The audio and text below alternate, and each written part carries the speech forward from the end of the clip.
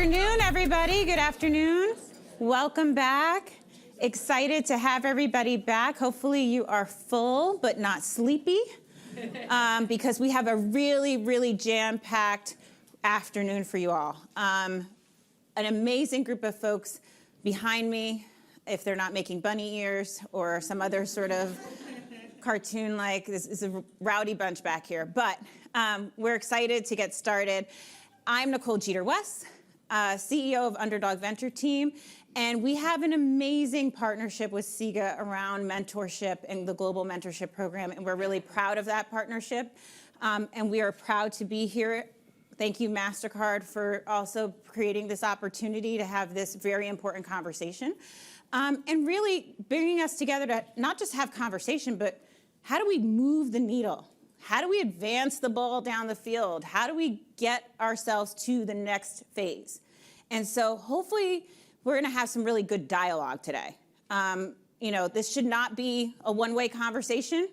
We don't wanna do all the talking up here. I will definitely be somebody who engages and looks, and if I know you, I will call you out and ask, because I know there are such smart people in the crowd, and so we'll ask for that engagement from you all. But we're gonna have a great panel discussion now, and we're gonna get right into it. We're gonna talk about mentorship, and mentorship matters. And I think everybody in this room, are you in with me? Mentorship matters, yes? Yes, yes. All right, good. So, Stop. cut it out. Sorry. When I turn it over to our moderator, I can't promise what will happen next. But we have some great folks here. So Cassandra Brownstein from MasterCard. Yay. Yes. Come on, keep the energy up. Come on. All right. And coming in next, Lindsay Gorman with M&T Bank.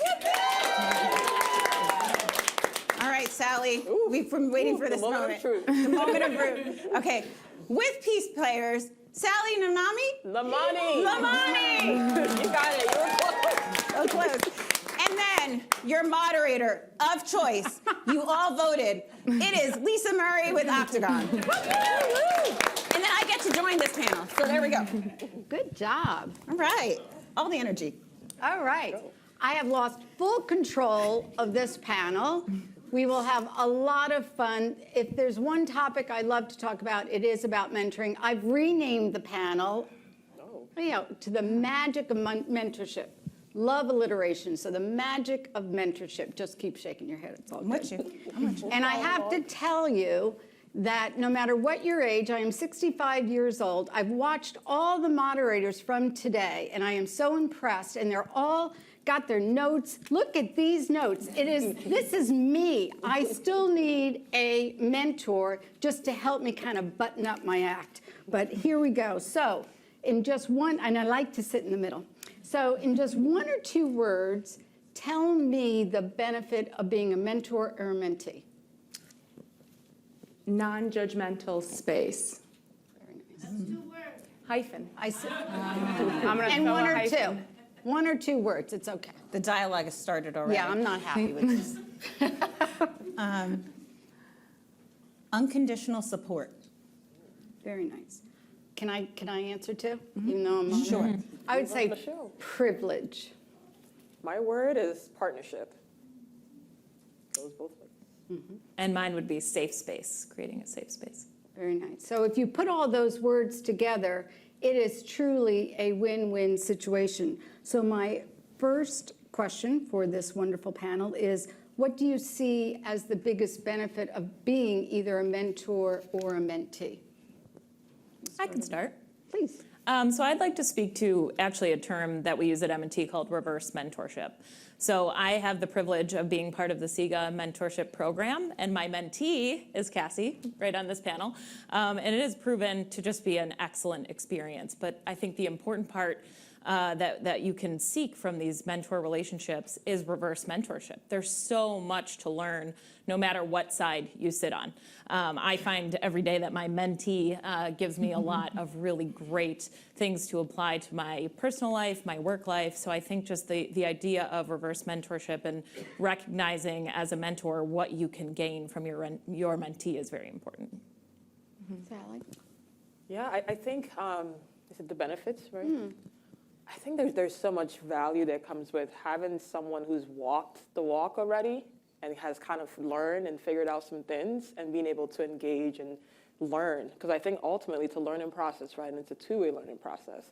I still think about like when I was graduating high school, like I'm an immigrant kid, like my family moved here when I was 12. Like I didn't really understand the college process, and I had like uncles who moved to the States as teenagers right after high school as well. And I know how much I would have valued having someone who had navigated the college process. I remember having classmates who were like, hey, I already know what school I'm going to. And I'm just like, oh, I don't know what's going on. Like, so I think having someone who's walked the walk already and who's figured out things and who can give you insights that you might not even be thinking about is super, super valuable. Wonderful. Yeah. Anything I think different? navigating, I think, Sally, you said it, is just how to avoid any landmines, how to avoid missteps. There's no reason to have to go down a path when someone else has gone down that path and learned from that path and they can share with you. And so to me, that's the most valuable, is when you can have those type of really open, honest dialogue to say, hey, this is where I am in my situation, or this is the type of challenge that I'm facing. What can you share with me? What do you know about this situation? How can you help me be better, smarter about it? And I think something that we're all talking about today too is putting our words to action. And so when we're talking about the benefits of mentorship, it is also the benefits of giving back and being a mentor to people.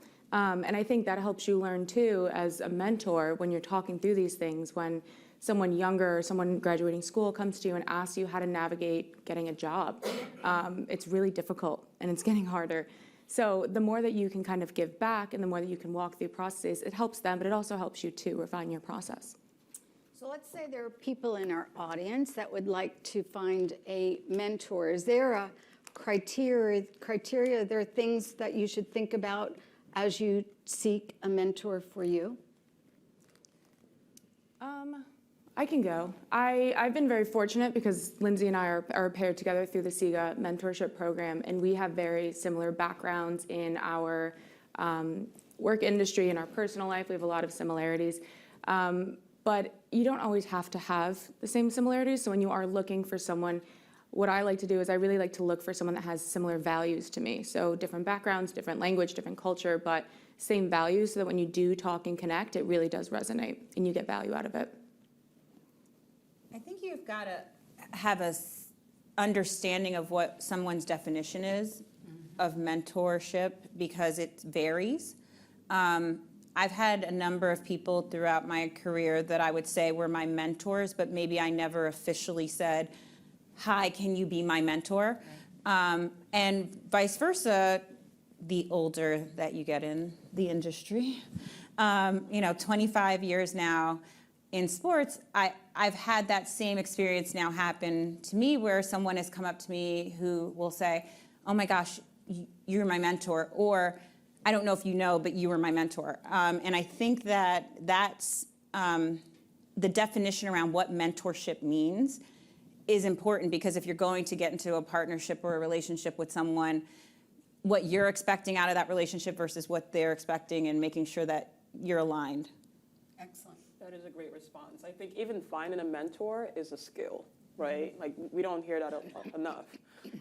And so I think programs like SIGA, where it's a forum, it's a space where you can meet other women, and it's already a designated space for mentorship. I think it's so important, because especially for women who are younger in their careers, because it could be daunting to go up to someone and say, hey, can you be my mentor? Like I have a number of people who I go to for advice, but I don't have someone who's like my mentor who I have that type of relationship with.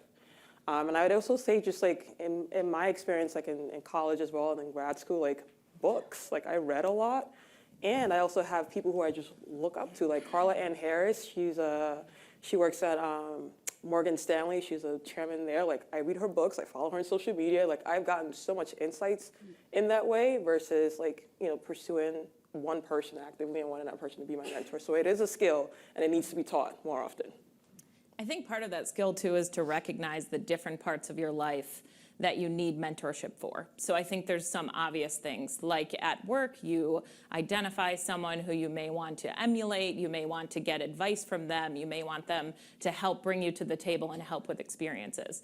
There are times through your personal life that you need someone who is a working mom and you need to lead on them about the right amount of leave time to take, how to enter back into the workforce, how do they balance, what kind of village do they need to support them. I was just talking to a friend about that during the lunch hour. So I think there's different needs for different types of mentors. And then, to kind of piggyback off of what you were saying, in this world of influencers on social media, you may be following and watching a mentor and they don't even know that they're your mentor. So I think there are many opportunities to identify what type of mentor you might need. It's not always professional. It's not always the traditional, I want to seek advancement in my career, so I'm meeting with you. It may be a lot more personal than that. Some of the great things SIGA offers, though, are our meetings with other women, and we're talking about mental health. We're talking about maternity leave. Like, those are all things that maybe, 10 years ago, I didn't think I would seek from a professional mentor. I thought it was supposed to be all job advancement related. And then I think you start to realize that, you might be trying to avoid landmines, but also you're just learning from their landmines. You may do the same thing, but at least you have some context and background. So I did some research today, and it said 92% of companies have a mentorship program within their own company, which is great. So one thought I also have is I think multiple mentors are good if you have time in your day. So to have someone within your corporation is a great thing, hopefully in another department, because it just gets you out there. But I would also, like a SIGA, have a mentorship program, participate in a mentorship program like SIGA, so you have multiple people. So if we flip it, if you were a mentor, what criteria would you have for the mentee to work with you? Because I think that's almost more important. So when anyone approaches me and says, will you be my mentor? I'm very open and transparent about the fact that my time is limited, and that's not to be rude. It's just to say, like, that's what we're working with. So what do you need from me? And let's be clear and understand what that is. And then let's determine what the commitment level is going to be. Is it we're going to meet once a month, and it's going to be a call for this amount of time, and you'll have access if you need me, because I will give you my information and you can get me some other time, but we're gonna have a designated amount of time. And what I ask is you come prepared to that meeting. So what's the agenda for the conversation? And it doesn't have to be super formal, but it should be something specific, because our mentorship is meant to help you get either solutions in your personal life or professional life, or help guide you, but that you come prepared to the conversation so that it can feel productive on both sides. And then what I've always enjoyed out of like the formal or informal mentorships is someone who's trying to figure out, like, well, what can I provide back, right? Just because you may be the mentee in the relationship, the reverse sort of mentorship, how am I not just looking for this to be a take situation, but that it feels reciprocal? Great answer.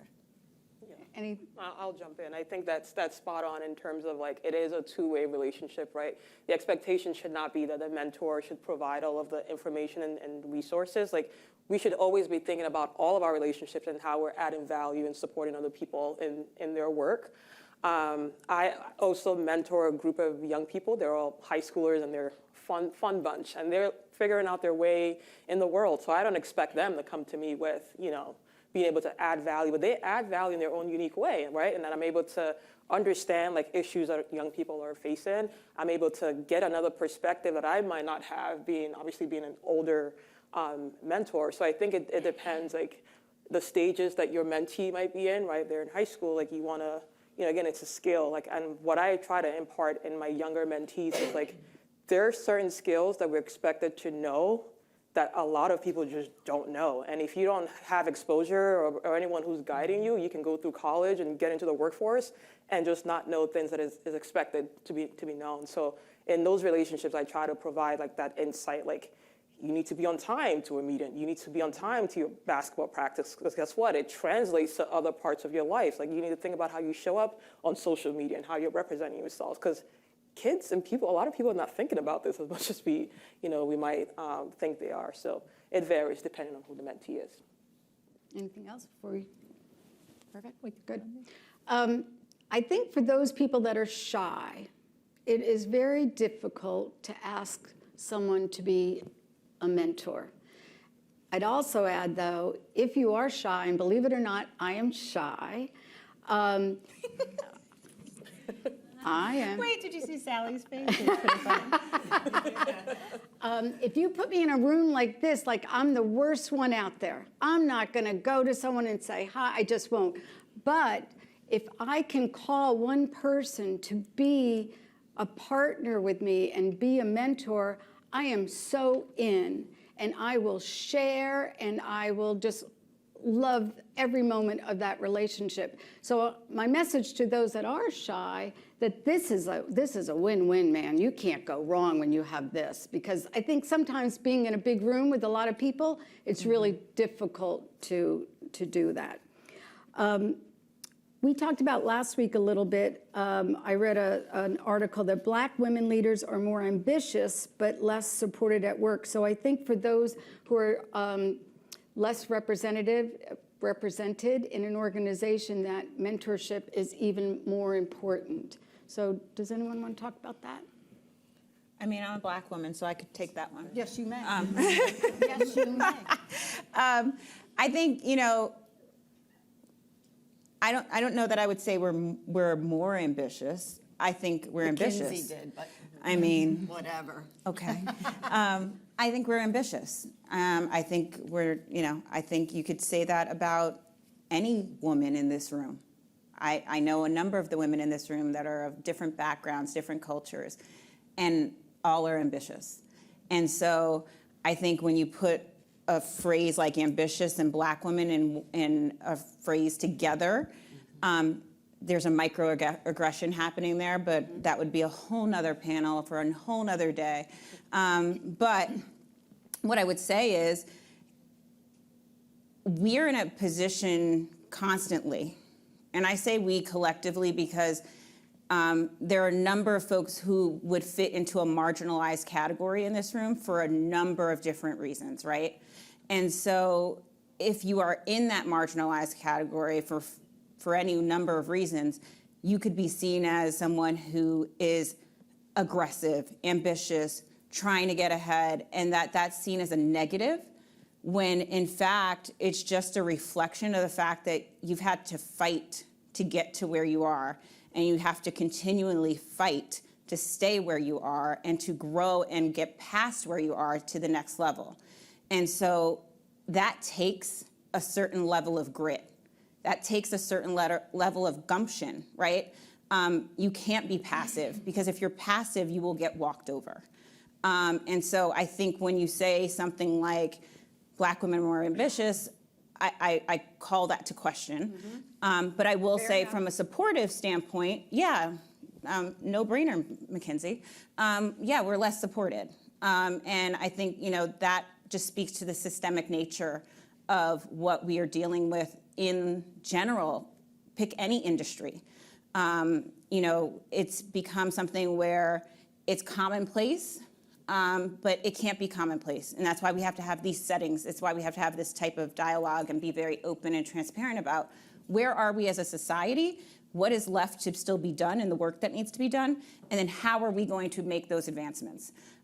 Because if we can continue to see articles that come out like this and say nothing and just say, okay, great, that's one more thing that they're going to put out there. And there are going to be folks who read that and believe that to be true. So what are we doing to combat that messaging? And each one of you in this room, as well as our male allies, have the ability to do that.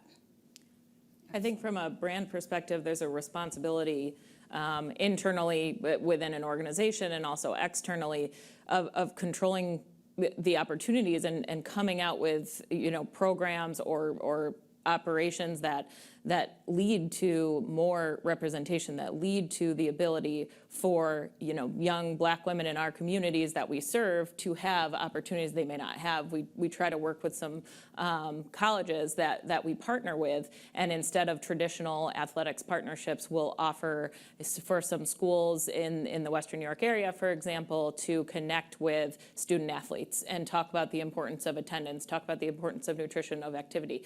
That starts this idea of mentorships early, and it maybe is planting a seed to say, okay, I am looking up to this athlete and I want to emulate what they're doing. We try to take it a step further and have M&T executives connect with the student athletes and talk to them about career development and the importance of mentorship. So I do think there's a responsibility of employers and brands to provide the programming and work to create opportunity where it's currently lacking. I think one thing I would add to that is just the narratives, right? Because narratives lead to beliefs. And those beliefs create those self-limiting beliefs that if I'm a Black woman, I am a Black woman, and I am ambitious, but if I read that in my mind, I'm like, well, I'm not going to get as much support, so I don't even know how I'm going to move in this space. So one that I've learned from my young mentees is just this idea of like ownership and self-determination starts up here. Because we can have all the mentorship programs available, but if a person has like real deep self-limiting beliefs, like it's going to be hard for a mentor to support them. So I'm very key on like narratives, how we reverse those narratives, how we tell other stories, and also how we begin to change self-limiting beliefs. Because I've seen it's been true in my case, it's been true in a lot of people who I know, like once you get out of your own head, and that narratives are the ones that are what causes those beliefs, the sky is the limit, really. Like the options that are available to you change. But like we have to conquer those narratives first. Excellent. Switch gears a little bit. Do you have one or two or three things that a mentor has said to you or shared with you that made a difference in your life or your career? I can go. So I'm earlier on in my career, and brands can be intimidating to go for in job interviews and everything like that. And I'm someone that likes very open, honest, direct feedback. I don't like the sandwich, the compliment sandwich? I don't like that. I don't do well with it. I don't believe it. So if someone comes up to me after this panel and they're like, you were terrible, I'll say, okay, now what can I do, right? So, but don't do the sandwich. But I had a job interview once and I was really nervous. I think it was either MasterCard or Amex, either one. And I was talking to a mentor that was not in the industry at all. And he just goes, can you just like put on your big girl pants and just handle it? And I was like, okay, I can do that. And so then I called him afterwards and he goes, how are your big girl pants? I was like, they're strapped on. They're strapped on. And then I ended up getting the role. So it's just easier if someone just tells you and they're just very direct and honest. And they're like, yes, it's hard. It's competitive. There's going to be a lot of people going for it. But like, you're fine. Just do what you need to do. And then you feel better. Nicole? I've had a mentor informally who's always told me to know your value. And kind of reminds me from time to time to say, when you're walking into the room, regardless of who's in the room, regardless if they want you in the room or not, if there's a chair or there's no chair, or if it's the leather, somebody said earlier, the leather chair versus the folding chair, which I loved. Know your value. Know that you come to that table with value, you bring value, and that there shouldn't be anyone that takes that away. And so if you can kind of walk into that room and understand what your value is and bring that, then you're going to be able to show up and really deliver in a way that no one else can because it's unique to you. So that's been some of the best advice that I've been given, and constantly am reminded to remember that. Yeah, I think mine, I wouldn't call her a mentor, but she's definitely an advisor. And she said to me, like, believe it or not, you're smarter than probably 90% of the folks in the room. Because sometimes we walk in or we have a meeting and it's like, oh my God, this guy is this, or this person's that, and they work here and they've done all these great things. You're like, man, like, what am I going to add to this conversation? And she said to me, like, believe it or not, a lot of the folks who are in that room have the same anxieties and fears that you have, and you're just as smart. So I try to, remember that, often. And of course, like you prepare before you go into those spaces so that your brilliance plus your preparation always gives you an edge. I would say along the lines of kind of telling rather than asking. I have a vivid memory, and my mentor was my boss at the time at a job before M&T, and he knew that I was going to move on from the organization, and I was kind of dreading the conversation, and I didn't want to have it. And he later told me that instead of telling me or asking me, are you ready for more? He told me, you are ready for more. And it really kind of was my springboard. It took me into my next phase of my career, and I just remember him looking at me, and he had acknowledged it after, but he said, I don't need to ask you if you are. I know you are, so you need to go and do that. So I think that's a key that all mentors should have is if you're identifying this area of uncertainty through your mentee, it's taking that responsibility and advocacy and saying, like, I don't need to ask you. You're ready. Go. And it was very powerful. It was impactful. So to that point, when does a mentee feel that they're prepared to be a mentor? Cassie, you're ready. Is this me? Is this me? Okay. I don't know. I don't know if there is like a real clear line where you wake up in the morning and you're like, it's my turn, I'm here. I think it's when you've learned enough to be able to be dangerous or helpful for somebody else. I have people from my college, we have a very strong alumni network, reach out to me, and I really try to put an effort into communicating with them and being involved. I'm involved with a lot of our alumni shadowing programs, so a lot of college students are able to learn kind of what's going on within these organizations. So I don't know if there's a clear line to answer your question, but I think it's an evolution. I think you're always learning from each other, and then it goes back to the peer-to-peer. I would add, too, I think when you're a mentee, there's always someone who can learn from you. So call it whatever you want to call it, but you can always learn from each other, no matter what level, what stage of your career, no matter where you are, you can learn from each other. So I tend to take those two definitions away and just have a partnership, because there's always some kind of win-win, and someone always has an experience that you're going to benefit from. So I take advice from everybody, and I think everyone in here is smarter than me, so I always need a little bit more advice on that one. What are the tactical benefits of having a mentor? So obviously it's networking, it's to get a new job, it's to ask for a raise. What are the other benefits that someone could expect from having a partnership like this? I mean, I think the baseline is just that you have a safe space to be able to express anything that's happening.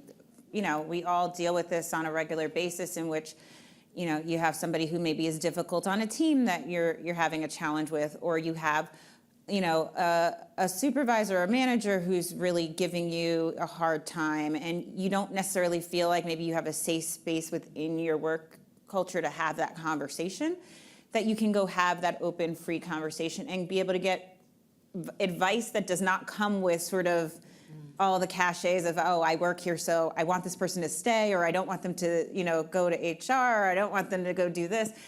You have sort of the ability to have those conversations. And I think also really being able to build a rapport where someone has the ability to be really open with their feedback to you. So there doesn't have to be a filter. If you have somebody who works with you or is a teammate or is a supervisor, and you're like asking for that feedback without the sandwich, there's still the feel or the need, like, oh, but I got to sandwich it a little bit, or I got it, right? when you have somebody who's like a true mentor and you're in a relationship that you've built, that they can just tell you like straight up, like you need to put your big girl pants on, or you need to, you need to buck up and go do this. Or, hey, you know what? That was wrong. And don't let anybody tell you that it was okay.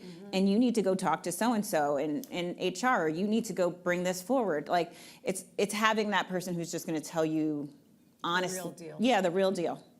And it's only a safe space if it's proven to be a safe space. There's so much importance to a long-standing relationship, because then I think you get the value of like, oh wow, they really didn't share anything about that. I can't believe they kept that to themselves. So I think there's also a narrative here that a mentor-mentee relationship is likely long-term and it benefits from being long-term.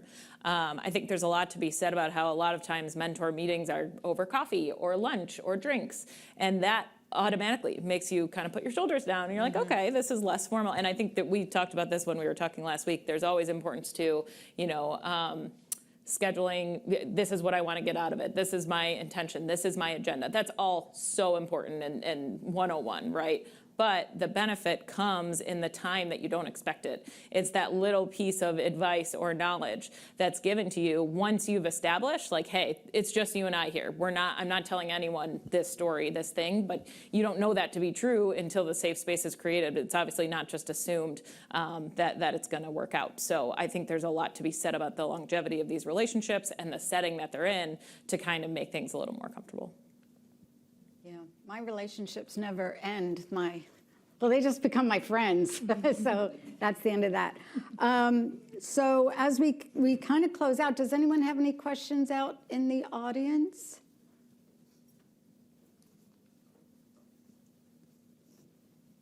Have we been that? I mean, it's Dynamic? been very dynamic. I thought. Yes. When you reach a certain stage of your career. Oh, where sorry, you're- just the mic. Do I need the mic? You reach a certain stage of your career where you're looked at to be the mentor in these types of programs or relationships, but still can benefit from being a mentee as well. Does anybody have any perspective on how to, as someone more advanced in your career, seek new mentorship relationships? I would say, as the eldest member of this panel, this is it. Yeah. So we could chat out in the hallway and say, you know what, I just would love to chat, because I've been doing this for 34 years, and I got another 20 years of my career or 5 years of my career, and how do I take it to the end game, whatever it is. But I think this is the type of space where you find people that you would like to chat with. So I think memberships of different groups like this is perfect. And I would say too, as we end this, I think the new mentorship program, $5. I'm just saying, $5. Well done. In May is starting up again. So if you're not a mentor, my stars, it is a win-win. I can't tell you how great of an opportunity it is. And if you're a mentee, it's even better. So May is when you can go online, and I think the website's just going to blow up after this, don't you think? I mean, it's happening right now. As we speak. The system might go down. I know. Put us on a telethon. We'd be crazy. So thank you so much. I have learned so much from each one of you, and I hope we'll remain friends after this. I mean, Lisa, will you be my mentor? Yes. Yes. You better have your act together, though. I need an agenda. Oh, gosh. You're Thank tough. you so much. Yay, good job, everybody. All right. Oh, I had 10 more seconds. You did. You want to stay? We can stay. Thank you so much. All right, so I won. I mean, I can't say that was the best panel of the day, because that would be wrong, because I was on the panel. But love, love, love. Thank you so much to the wonderful women who just participated in that panel.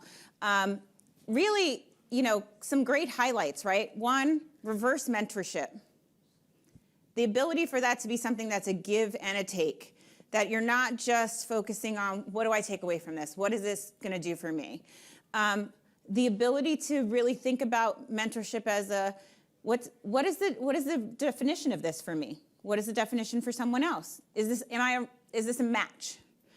And that mentorship, there's no right or wrong time to start mentoring. You have knowledge, experience, and value that you can share with someone else. No matter how long you've been in your industry, no matter how long you've been in your company, there's something that you can share with someone else that will benefit them, right? All right, everybody enjoyed that session? It was a great session. Clap it up.